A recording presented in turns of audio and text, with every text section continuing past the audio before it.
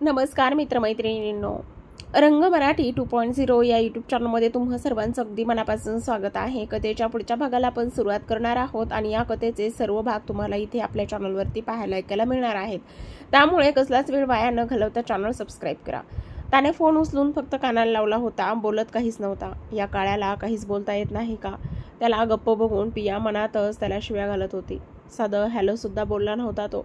त्यात घरात आजींची भीती होतीच. चुकून आजींनी फोन उचलला किंवा पियाचं नाव बघितलं तर त्या चिडवणार हे माहिती होतं तिला.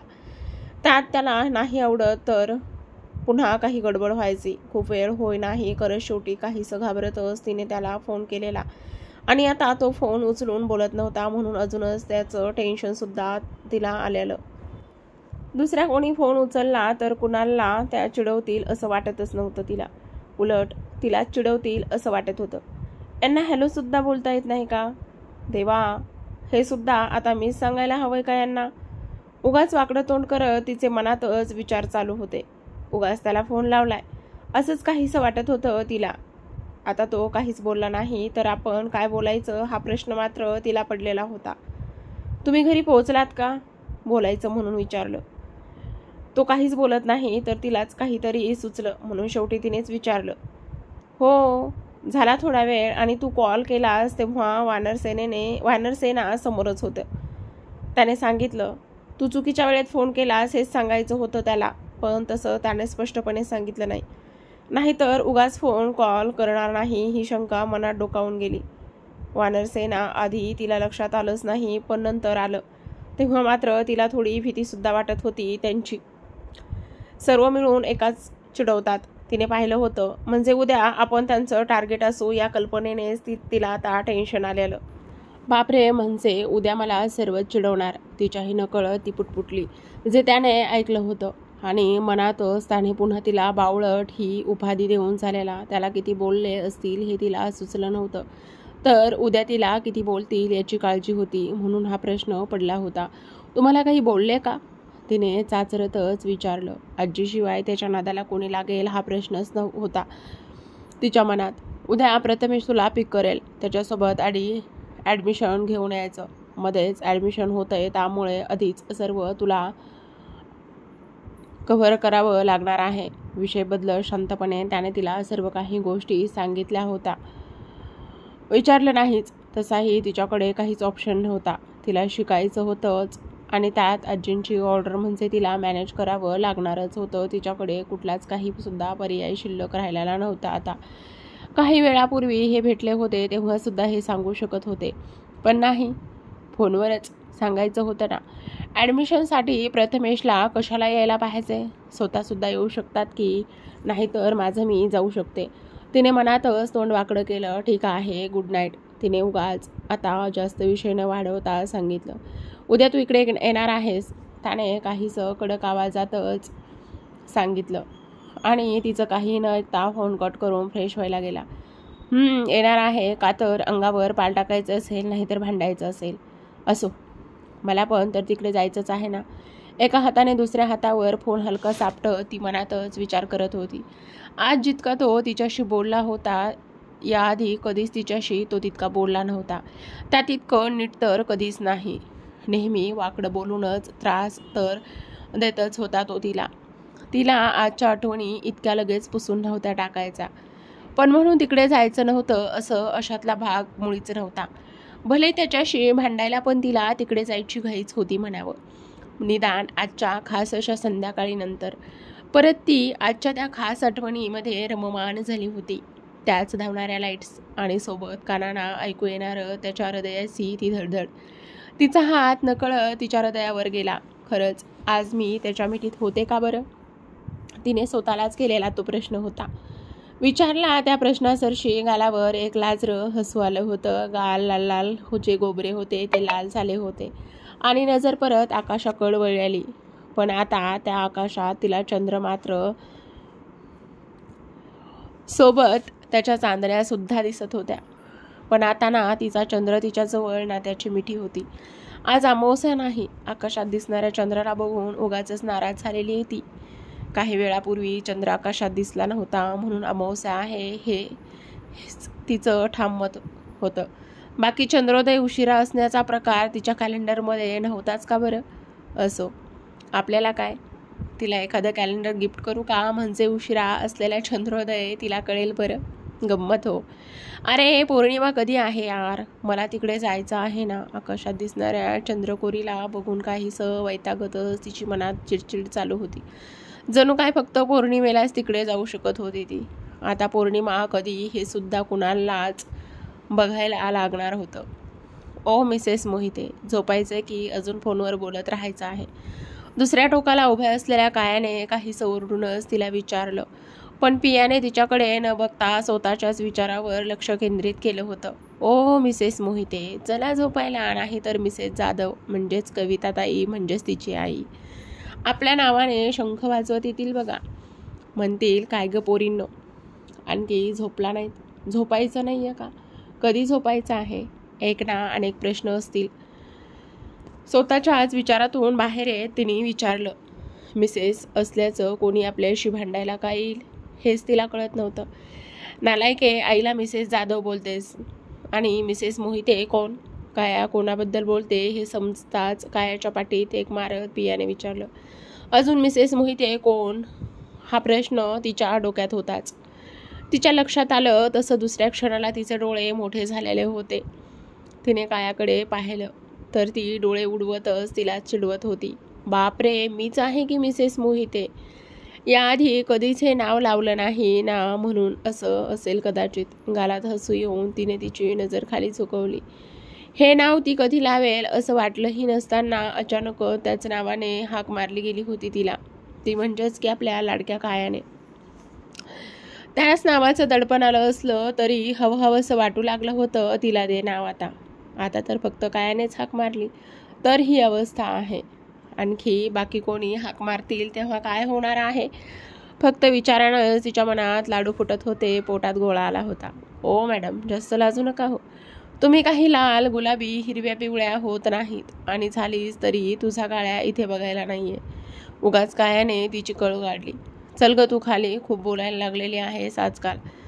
मिसेस माधव, तू तुझी पाठ आणि त्यांचं लाटणं मस्त दांडिया खेळा आता रात्रभर, पियाने हसतच तिला सांगितलं. गप ग दिदी, उगाच लहान मुलांना असं घाबरवायचं नसतं बघ. चल सोड तू ते, जाऊ देत आपण. चल झोपायला जाऊ, मला उद्या लवकर जायचं आहे. काया तिला खाली खेचूनच घेऊन जात होती. हां चल. काया सकाळी प्रथमेश येणार आहे मला पिक करायला, खाली जाताना पियाने कायाला सांगितलं. कौस्तुभला फोन आला म्हणून तो तिकडेच थांबून होता. मला सकाळी लवकर जायचं आहे, कायाने विषय न वाढवताच सांगितलं. पौर्णिमेला मी तुला इथे घेऊन आलोय. आता मला रिटर्न गिफ्ट काय मिळणार आहे? आकाशात बघत असलेल्या तिच्या चेहऱ्यावर हळूच फुंकर मारत त्याने अगदीच मॅग्नेटिक आवाजात विचारलं. ते शब्द ऐकूनच तिच्या अंगावर शहारा आला होता. आकाशात बघतच ती तिकडेच गवतावर झोपली होती. बाजूलाच तो झोपला होता.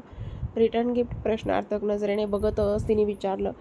हो, आता मी इतकं केलं तर रिटर्नमध्ये मला सुद्धा गिफ्ट तरी मिळालंच पाहिजे की नाही? त्याने परत तिच्याकडे मिश्किल नजरेने बघतच त्याच्या सिडेक्टी आवाजात विचारलं होतं तिला. गालावर आलेली बट तिच्या कानामागे टाकत एक क्षण त्याचे हात तिच्या गालावर रेंगाळलेले होते. अगदी हळूवार तो तिच्या गालावर त्याची बोटं फिरू लागला होता. मिश्किल नजरेने गालात हसतच बघत होता. तिची तर हिंमत सुद्धा होत नव्हती त्याच्याकडे बघण्याची. पण त्याचं असं गालावर गोंजारणं सुद्धा त्याला आता तिला असह्य होत होतं. उगाच गालावर आलेली लाज लपवत त्याच्या मिठीत जाण्यासाठी तडफडत होती ती. आणि तो सुद्धा तिला अजूनच तडफडत होता. तिने उगाच मान एका बाजूला करून त्याचा हात बाजूला करण्याचा उगाचच प्रयत्न केला. तसं त्याला अजूनच छेव आलेला. त्याचे हात तिकडेच तिला गोंजारत होते. ते दोघे बोलत नसले तरी त्यांचा स्पर्श खूप काही बोलका होता. उगाचच ती तळमळत होती आणि तो तिला तसं बघून अजूनच गालात हसत होता. पाण्यातून काढलेली मासोळी जसं पाण्यात जाण्यासाठी तडफडत असते तशीच ती त्याच्या मिठीत जाण्यासाठी तडफडत होती. पण तो तर तिची मजाच बघत अजूनच तिला तडफडत होता. त्याने मात्र एक हात कोपऱ्याला टेकून डोक्याला आधार देतच दुसऱ्या हाताने तिला गोंजारण्याचं काम चालू केलं होतं. तिचा चेहरा हलवण्याने त्याला किंचितचा सुद्धा फरक पडला नव्हता. उलट अजून मजा येऊ लागली होती. काही क्षणापर्यंत हवेत असलेला त्याच्या हाताने आता ठेका घेतला होता. तिच्या शरीरावर त्याचा हात ठेवून तो तिला गोंजारतच होता. त्याच्या हातात तो हलकासा भार सुद्धा तिला खूपच जास्त मोहक वाटत होता. त्यामुळे आता तिचा श्वास हळूहळू जड होत चालला होता. तरीही त्याला काहीच फरक पडत नव्हता. माझं गिफ्ट, माझं मी घेऊ शकतो. तिच्या कानाची पाकळी दातात पकडून तो हळूच पुटपुट आणि कानात फुंकर मारले. थोडं पुढे हो तिच्यावर हळूहळू झुकत होता. अगदी दोघांचे श्वास एकमेकांना जाणवत होते.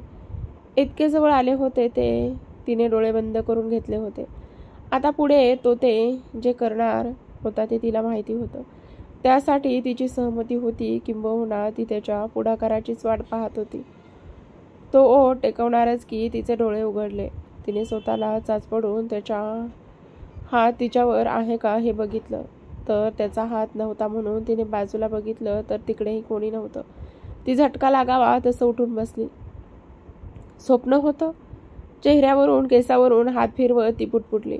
घामाघूम झालेली ती पाणी प्यायला किचनमध्ये गेली. माठातल्या थंड पाण्याचा घोट पोटात जाताच तिला थोडंसं बरं वाटलं होतं. ते स्वप्न असलं तरी उगाचच तिला धडधडत होतं. शरीरात एक वेगळीच तडप अजूनही तिला जाणू लागलेली होती.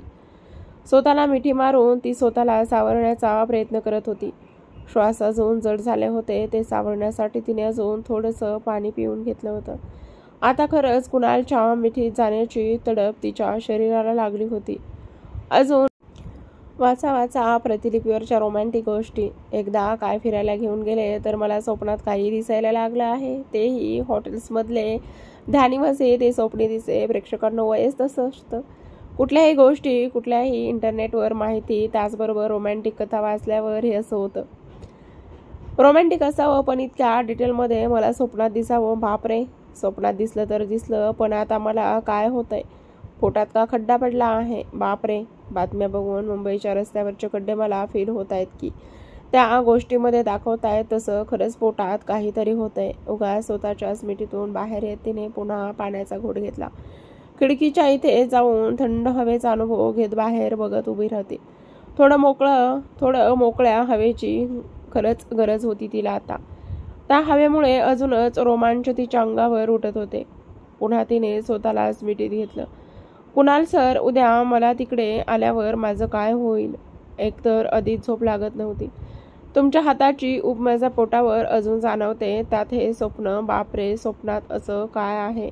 तर ते जेव्हा ते खरंच जवळ येतील तेव्हा काय होईल? पण घेतील का ते मला त्यांच्या इतक्या जवळ? बापरे, हे स्वप्न जर खरं झालं तर काही काळोख आहे. अशी कधीही पडलेली स्वप्न खरी होत नाही. नक्की रात्रच आहे ना? मगाचाच अनुभव आठवून स्वतःशीच विचार करत तिने हॉलमध्ये येत घड्याळ बघितलं. 4 वाजले होते. बापरे, सकाळचे 4 वाजलेत का? नाही, माझ्यासाठी ही अर्धी रात्रच आहे. हो, रात्रच आहे. पटकन जाऊन झोपते. रात्रीची स्वप्न खरी होत नाहीत. हो, रात्रीची स्वप्न खरी होत नाही, ते सुद्धा होणार नाही. काहीशी गडबडतच ती विचार करत झोपायला गेली. आता लगेच झोप लागणार नव्हतीच, पण स्वप्न खरं होऊ द्यायचं नसेल तर तिला झोपावं लागणारच होतं ना. इकडे कुणालची काही वेगळी अवस्था नव्हती, पण त्याच्या मनात वेगळाच गोंधळ चालू होता. मला अडकवून मला बदनाम करण्याचा प्रयत्न ज्याने कोणी केलेला आहे त्याला आजोबांनी माझ्या लग्नाच्या डिसिजन घेऊन मात दिली असली तरी ती व्यक्ती कोण आहे ते अजून माहिती नाही. जर त्याने पुन्हा मला किंवा पियाला त्रास देण्याचा प्रयत्न केला तर तिला का त्रास देईल? पुन्हा तसंच होईल का? मीनाक्षीवर प्रेम करत होतो तेव्हा तिला काही केलं नव्हतं. उलट मला अडकवून तिच्यापासून वेगळं केलं होतं. म्हणजे पुन्हा तसंच काही होईल का? की काही वेगळंच? मी पियाला सांगावं का तिच्याबद्दल माझ्या मनात काय चालू आहे ते? की सांगूच नये? असंच चालू राहू देत का? हो, हेच चांगलं राहील. उगाच आत्ताच तिला सांगितलं तर प्रॉब्लेम होऊ शकतो. तिला बायको म्हणून सर्वांसमोर आणलं असलं तरी त्या व्यक्तीला माहिती नाही मला ती आवडत नाही ते. त्याने तर मला मीनाक्षीपासून लांब करायला हे केलं होतं, जे झालं सुद्धा. म्हणजे मीनाक्षीला काही धोका आहे का? तिच्या मागे लागलं आहे का? की खरंच धोका मला आहे? पियाला सोडून आल्यावर त्याने खूप वेळ झोपायचा प्रयत्न केला, पण मात्र त्याला काही केल्यास झोप लागत नव्हती. उगाच डोक्यामध्ये विचारचक्र फिरत होते त्याच्या. त्यात नेहमी समोरच्या सोफ्यावर असलेली पिया आज तिथे नव्हती. त्यामुळे अजूनच तो अस्वस्थ होत होता. कितीतरी वेळ त्या कुशीवरून या कुशीवर तो लोळतच पडलेला होता. बावळटच आहे, हिला तिकडे जायची काय गरज होती? सांगत होतो ना इथे यायला, पण नाहीच यायचं.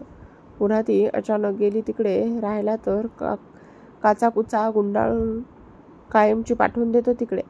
व्हॉट रबिश कुणाल, काही विचार चालू आहेत तुझ्या डोक्यात. स्वतःच्या विचारावर त्याला राग येत होता. खरंच इतकं मिस करतो का याला? राहून त्याच्या डोक्यात तेच विचार चालू होतं. कधीतरी उशिराच त्याला झोप लागली. वहिनी सकाळी प्रथमेश पियाच्या घरी आलेला, पण नजर मात्र पूर्ण घरात फिरत होती. कोणाला तरी शोधत होती त्याची नजर. आई काय कॉलेजमधून आली की कॉल करायला सांग मला. थोडंसं बोलून झाल्यावर सुद्धा त्याची नजर का भिरभिरत होती हे कळून मात्र पियाने इनडायरेक्टली ती घरात नसल्याचं त्याला सांगितलं. खरं तर मनातून काहीसा तो नाराज झालेला. तो पण मनाशी आधीच त्याने काहीतरी ठरवलेलं. त्यामुळे चेहऱ्यावर नेहमीचे स्मित ठेवून त्याने स्वतःला नॉर्मल केलं. पियाचं आवरून झाल्यावर प्रथमेश तिला घेऊन कॉलेजला जायला निघाला होता. प्रेक्षकांनो, कशी वाटते कथा? आवडत आहे ना? चला मग छान कमेंटद्वारे अभिप्राय कळवा आणि तुम्ही आपल्या ह्या रंग मराठी 2.0 या यूट्यूब चॅनलला सबस्क्राईब करून या कथेचे पुढील भाग, पुढचे काही भाग ह्याच इथे या चॅनलवर पाहायला मिळणार आहे. धन्यवाद.